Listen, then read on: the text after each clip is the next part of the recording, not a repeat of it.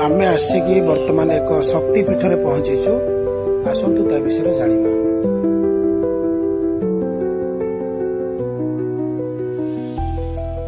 माँ अलपी देवी मंदिर सबु मंदिर ठारू अलग टिके नियारा।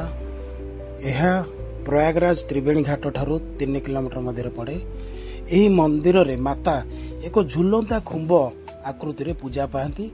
संपूर्ण नियारा। आपण जेबे भी आसीबे बुलिबा को निश्चित एठी टिके बुलिकी जिबे।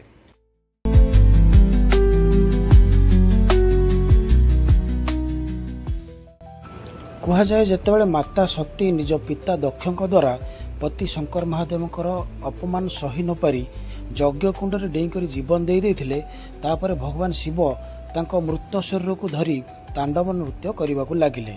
ସେହି ସମୟରେ କୌଣସି ଦେବତା ତାଙ୍କ ପାଖକୁ ଆସିପାରୁନଥିଲେ, କିନ୍ତୁ ଭଗବାନ ବିଷ୍ଣୁ ତାଙ୍କ ସୁଦର୍ଶନ ଚକ୍ରରେ ସେହି ମୃତ ଶରୀରକୁ 51 ଖଣ୍ଡ କରିଦେଇଥିଲେ। ସେହି 51 ଖଣ୍ଡ ଯେଉଁ ଯେଉଁ ଜାଗାରେ ସବୁ ପଡ଼ିଥିଲା ସେଠାରେ ଶକ୍ତିପୀଠ ସ୍ଥାପନ କରାଗଲା।